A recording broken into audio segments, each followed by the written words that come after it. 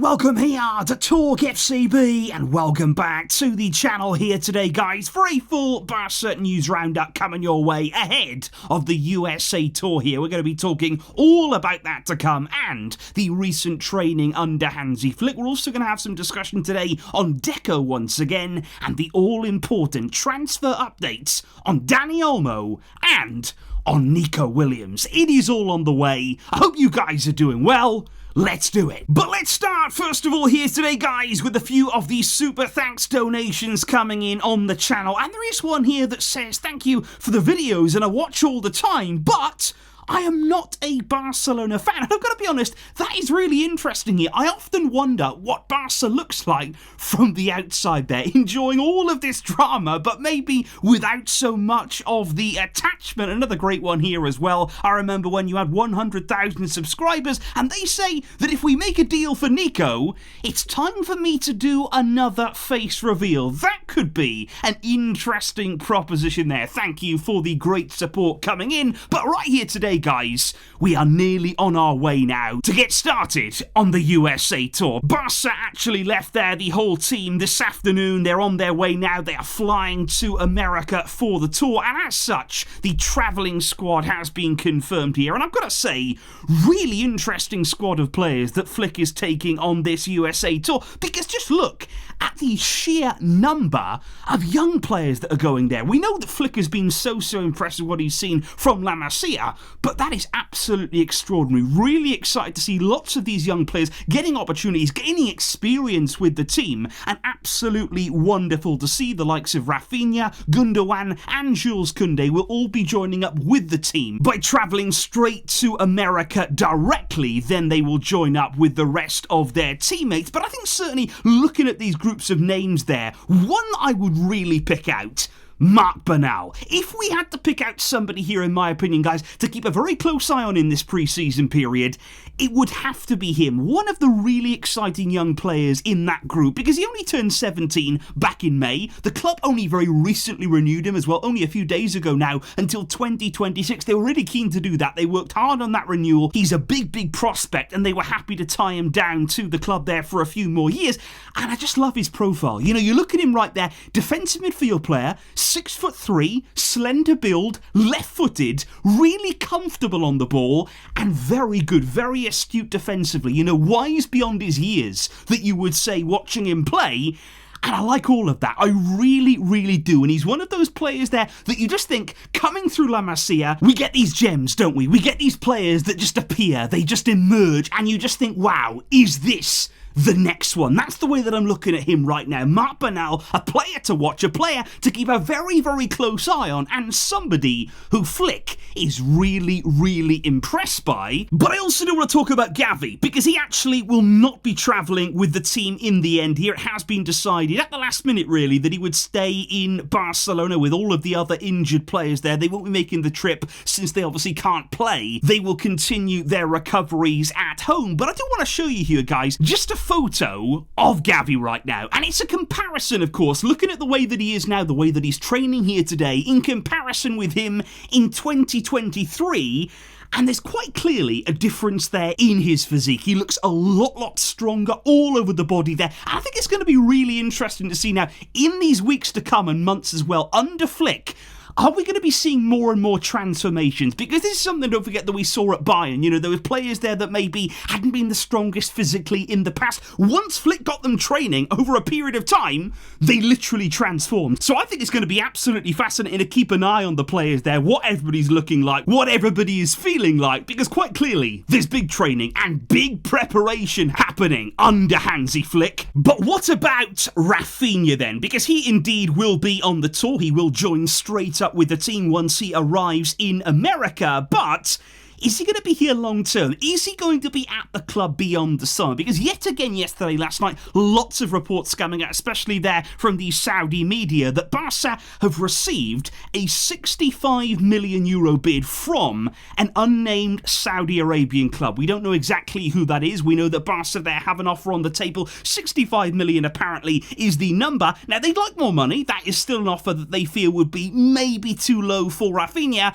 but I think there's pressure on him. I do think here the club are putting a certain amount of pressure on Raphinha's shoulders to just see if he'd be open to leaving. Now, they're not trying to push him out the door. They're not trying to absolutely force him out, but they are just thinking, well, is there any part of you that would think about leaving? And this is all in order, of course, to get Nico Williams this summer and to secure Dani Olmo. That is absolutely the key for the club. And what we're seeing right here with Raphinha is probably one of the only big players, big name players, big value players in the squad right now where there's genuine interest. And that is why basically Barca are sort of picking on him, because there's not really a huge amount of offers coming in to us this summer in terms of generating their real revenue. It's just not happening. And that is why, for instance, people will say, why are we trying to sell Raphinha? Why are we trying to get rid of him? Why, for instance, are we not forcing out somebody like Fernando Torres?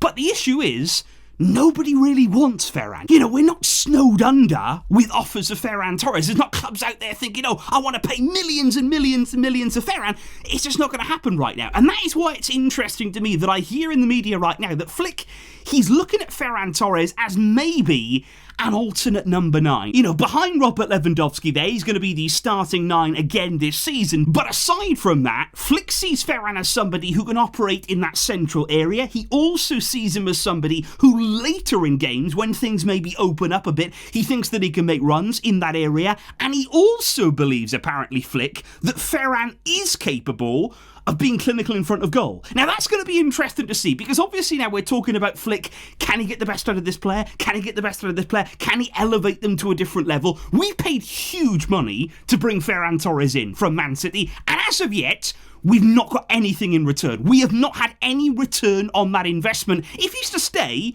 we need something out of him. Can Flick get a tune out of him? Can he get something out of Ferran that we haven't seen so far? Can he put some confidence in there? Can he recapture some of that clinical nature that we know he can be in front of goal, but we haven't seen it regularly enough? And what do you think there? Do you believe there's any way here that Flick could find form from Ferran Torres? But let's talk more about transfers right here and now. And let's talk about Deco here, because right now he's actually not travelling to the USA. He will stay behind there from the team, from the board. He will be working on deals for Dani Olmo and deals for Nico Williams. And I've got to say here, guys, and I know many of you are feeling the same right now about Deco, this summer for me, it's absolutely key for him. It simply is. He is our sporting director. It's a massive summer for the club. We've got a new coach in. We need to get our targets. And quite clearly, the pressure is on Deco, because Barca here have said, right, we're focusing on Nico. We're not really going to move too much until we get that deal done. They sort of neglected the midfield role. We think we can solve that now in-house. We're looking at Dani Olmo as well. These are deals here where Deco's got to perform. You've got to close them. That's the important thing as well. It's all good and well looking at players, all good and well here being able to offer money and trying to secure the big targets,